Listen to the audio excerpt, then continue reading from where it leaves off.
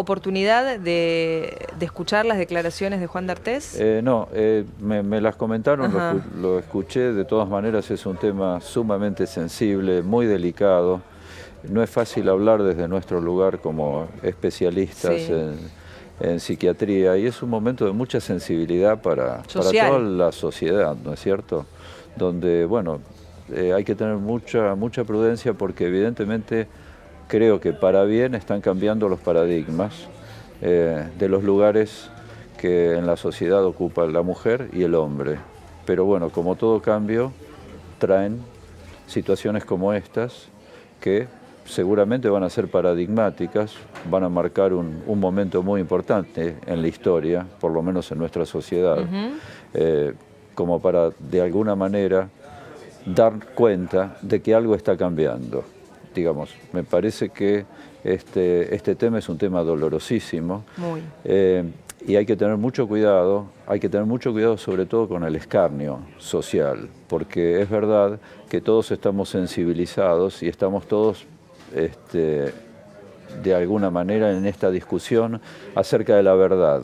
Sí. Si esto es verdad, si lo que dice uno es verdad o lo que dice el otro. Queremos creer por un lado, no creemos por el otro, pero bueno, se trata de un tema muy delicado, porque por otro lado, este es un actor, un hombre que por otro lado tiene una trayectoria, y detrás de esto hay una familia también. Entonces, desde ese lugar, lo que propongo es, desde lo mediático, que tengamos mucho cuidado cómo se trata el tema. ¿Usted cree que a nivel medios el tema no se está tratando correctamente? Yo digo que es delicado, no digo que no se esté tratando correctamente, al contrario, digo que la prensa justamente está para denunciar. Claro. La prensa está para denunciar, la prensa está justamente para poder dialogar y para poder crear confrontación y para poder crear discusión, que es lo que estamos haciendo nosotros Sí, acá. claro. Y para poder investigar y preguntarse desde todos los ámbitos que digamos, no quedarse con una sola versión de los hechos. Por eso es tan importante escuchar a las víctimas. Ayer Juan D'Artés decidió hablar con Mauro Viale y él dice que esa es su verdad y la justicia después va a tener que determinar si efectivamente lo que él cuenta coincide con lo que cuenta una chica que hoy sigue siendo muy joven, pero que el momento que ella relata era una nena, tenía 16 años. Yo lo que le quería consultar, Guillermo, como psicoanalista o como especialista en estos temas, ¿qué pasa? Porque a raíz de lo que ocurrió con Telma, algo pasó que hay muchísimas mujeres que se están animando a decir: yo fui abusada cuando era chica. Ayer leía un tuit que una chica contaba que estaba hablando con su abuela de 84 años y le confesó un abuso y nunca lo había hablado con nadie. ¿Qué pasa en la mente de una mujer cuando es abusada sexualmente, que se bloquea la situación, se quiere convencer de que eso no existió para poder seguir adelante ante un hecho tan traumático? Esta misma pregunta que usted me hace y que me parece importantísima, quiero aclarar que lo hemos discutido justamente acá en La Nación cuando hubieron otros casos paradigmáticos, como el caso de abusos en los jugadores de fútbol en las divisiones inferiores, y donde no se trataba de mujeres, sino que se trataba de hombres. Es cierto. O sea, una de las cuestiones que hay que remarcar, que el tema del abuso infantil, el abuso en adolescentes, no es un tema solamente de la mujer, no es un tema de género, No, también seguro. aparece en el hombre. Totalmente. Y las consecuencias son terribles.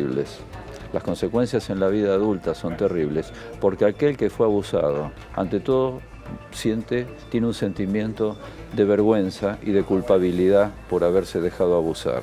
Y ese sentimiento de vergüenza y de culpa lo acompaña a lo largo de su vida. Lo acompaña, y lo que hemos visto, lo que vemos mucho en los consultorios es algún otro tipo de trastornos que cuando se investiga terapéuticamente aparecen escenas o situaciones muy traumáticas por episodios vividos en la vida infantil donde sufrieron abuso.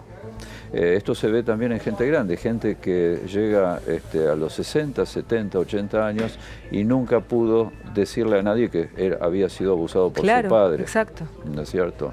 Entonces, es muy importante, como decía usted, que aquel que fue abusado pueda denunciarlo y pueda denunciarlo sin vergüenza.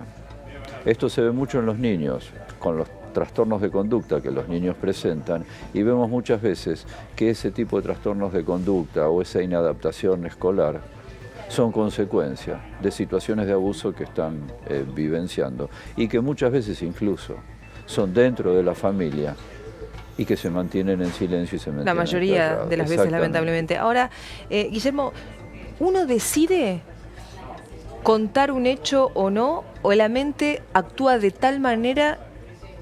A ver, es complicado lo que le quiero plantear, pero digo, ¿la mente nos bloquea a nosotros? Esto no pasó, esto no sucedió, y nos podemos llegar a convencer de que en realidad eso no pasó, lo soñamos, no existió, fue una pesadilla, para tratar de seguir adelante en la vida. Eso se llama un mecanismo no de negación, sino de renegación.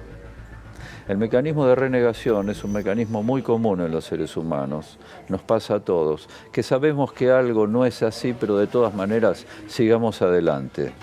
Digamos, lo sabemos pero lo negamos, entonces lo renegamos, ¿no es cierto? Sabemos que Papá Noel no existe, llevándolo a otro plano, pero de todas maneras juguemos a Papá Noel.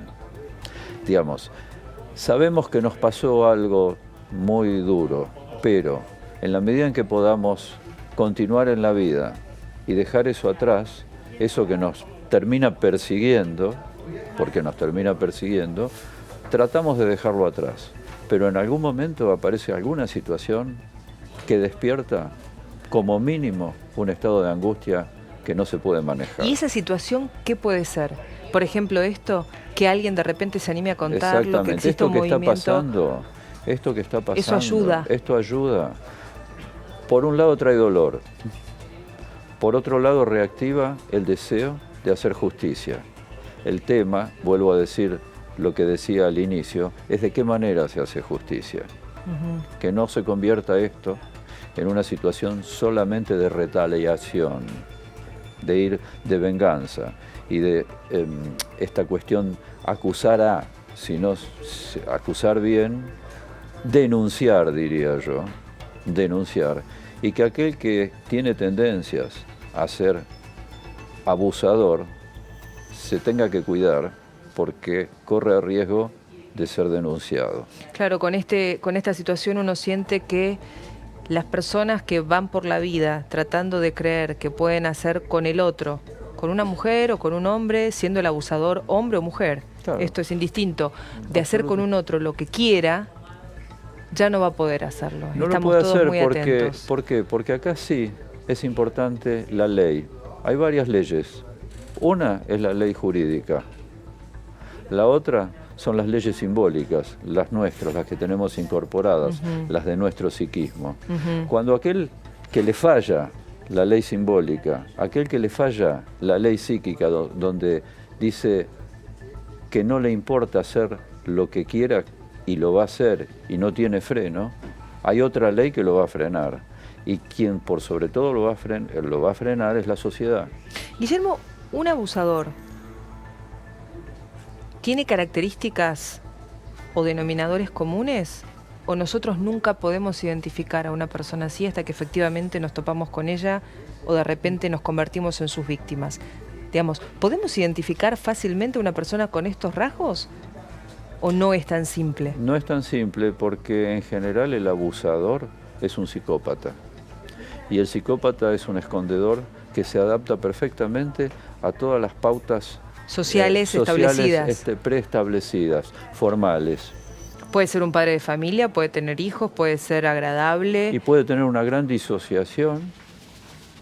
Una gran disociación en general son personas que a la vez han sufrido muchas veces abusos o maltratos y que hacen activo lo que padecieron en su historia. Por lo tanto, es importantísimo denunciarlos, porque en general lo que se ven, en general no llegan a la consulta. El abusador no llega a la consulta hasta el momento en el que es denunciado. ¿Efectivamente concreta el hecho? Claro. ¿No va una persona a la consulta a decirle, me está pasando algo raro, tengo ganas de...? Si le pasara algo raro, no llegaría a ser abusador, consultaría antes. En general consultan, por lo menos nuestra experiencia, es que el abusador consulta cuando no tiene salida. cuando ya es denunciado. Es muy raro que consulte antes y que se frene antes. Y cuando va a la consulta, quiere decir que ya fue denunciado. ¿Reconoce lo que hizo o lo niega hasta la muerte? En general se victimiza. No lo niega, puede, digamos, cuando ya es denunciado, no lo niega, pero sí se victimiza. No lo niega. Es difícil negarlo. Por ejemplo, en este caso, frente a una denuncia tan concreta, y que no es una sola denuncia, empiezan a aparecer sobre la misma persona varias denuncias. Guillermo, hacemos un punto ahí, ya vamos a continuar. Habla el presidente de la Nación, Mauricio Macri, lanza el programa de igualdad de género, vamos a escucharlo.